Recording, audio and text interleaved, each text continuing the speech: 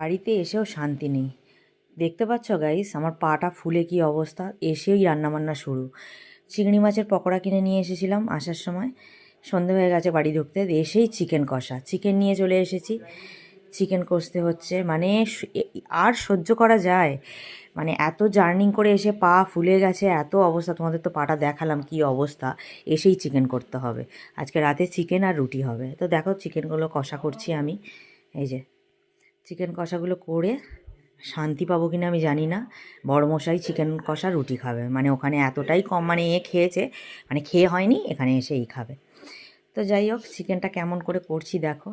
যদি ভালো লাগে কমেন্ট করে জানিও। আমার শরীর একদম আর ভালো না গাইস। চিকেন কষছি, হেল্প করার মতো কেউ নেই, একাই করতে হচ্ছে। তো দেখো চিকেন কষা হয়ে গেছে, চিকেন কারি দিয়ে দিয়েছি। আজকে রাতের এটাই মেনু। তো ভিডিওটা কেমন হয়েছে কমেন্ট করে জানিও। আর চিকেনটা কেমন লাগলো সেটাও কমেন্ট করে জানিও। খুব ভালো ঘোরাও হয়েছে আর খুব কষ্টও হয়েছে। যাই হোক, চিকেনটা কষা হয়ে যাচ্ছে। তোমাদের তো সবটাই দেখিয়েছি, কোথায় কোথায় ঘুরেছি না ঘুরেছি। বাড়ি ঢুকতে সন্ধে হয়ে গেছিলো, ওই জন্য চিংড়ি মাছের পকোড়াটা নিয়ে এসেছিলো, সবাই মিলে খেলাম। তো চিকেন কষা আমার প্রায় হয়েই এসেছে।